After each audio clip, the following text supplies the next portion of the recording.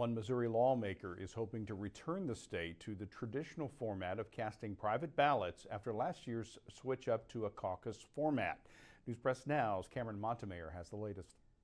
The caucus voting system could end up being a short-lived era in Missouri's election history if new legislation passes this session. House Bill 126, sponsored by Republican Rudy Veit of Cole County, would reinstate the presidential preference primary after it was eliminated by lawmakers in 2022, removing the caucus and returning voters to casting private ballots like they do with statewide offices. Many Republican voters got their first preview of how the caucus voting system works last April, as voters gathered here at the Buchanan County Courthouse to advocate and later vote for their candidate publicly, a spirited process that takes several hours and multiple rounds of voting.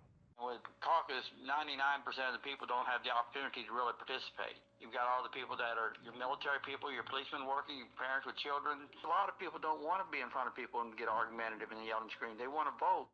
Election data showed a staggering difference in voter turnout between the primary election and caucuses in Buchanan County. Roughly 126 votes were cast in the April caucus, compared with more than 9,000 Republican ballots in the 2020 primary. Statewide, caucus participation was less than 10% of total voter turnout, compared to the last presidential primary. Veit said the system led to confusion and in some counties hostility among the voters who did attend, as many agreed to be delegates on the local level without realizing the process can take 2 or 3 days once they proceed to districts and beyond. I mean, I was there.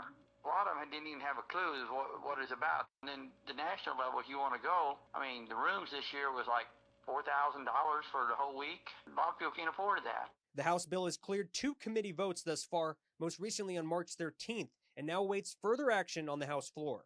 Cameron Montemayor, News Press Now.